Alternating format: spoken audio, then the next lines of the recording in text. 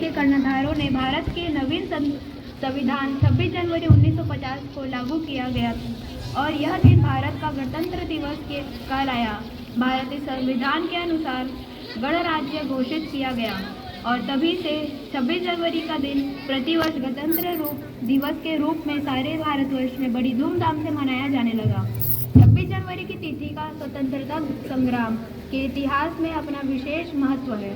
सन 1930 में रवि नदी के तट पर कांग्रेस के लाहौर अधिवेशन में स्वर्गीय पंडित जवाहरलाल नेहरू ने पूर्ण स्वतंत्रता की घोषणा की। 26 जनवरी 1930 को उन्होंने प्रतिज्ञा ली कि जब तक हम पूर्ण स्वतंत्रता प्राप्त न कर लें तब तक हमारे स्वतंत्रता आंदोलन चलता रहेगा और इससे प्राप्त करने के लिए हम अपने प्राणों की आहुति दे देंगे। इसी दिन हमें पूर्ण रूप से स्वाधीन हो गए। इस दिन भारत के राजधानी नई दिल्ली में राष्ट्रपति की राजकीय सवारी निकाली जाती है। विजय चौक पर राष्ट्रपति जी जल, थल एवं वायु सेना की सलामी लेते हैं। तीनों सेनाओं की टुकड़ियां मार्च करते हुए लाल किले तक पहुंचती है। 26 जनवरी के साय को आतिशबाजी छोड़ी जाती है तथा रात्रि के समय सरकारी भवनों पर रोशनी की जाती है। इतिहास सी बात हवाओं को बतला देना, रोशनी होगी चिरागों को जला देना। लहू देखकर जिसकी हिफाजत की हमने, उस तिरंगे को आंखों में अपने सजा रखना।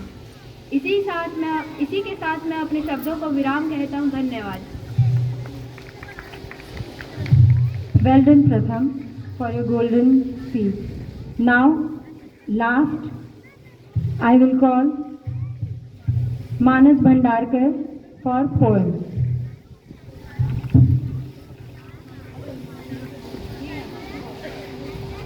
हमारी शान हमको प्यारा हिंदुस्तान का है देश प्रेम गान, हमें तिरंगे पर अभिमान, अमर जवान, इस पर तन मन धन कुर्बान। जय Hind.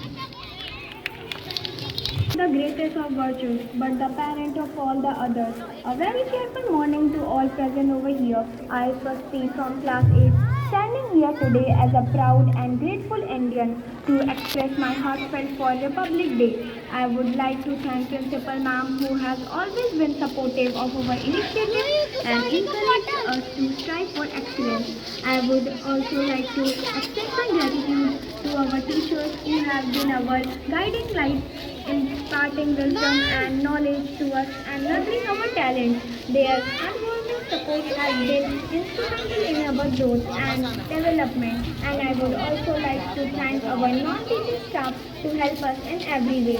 Last but not least, I would like to thank all my friends and classmates for making this event success. In conclusion, I would like to say that this event would not have been possible without your efforts. On the behalf of Student Council, I would like to thank each and every one of you. Thank you everyone.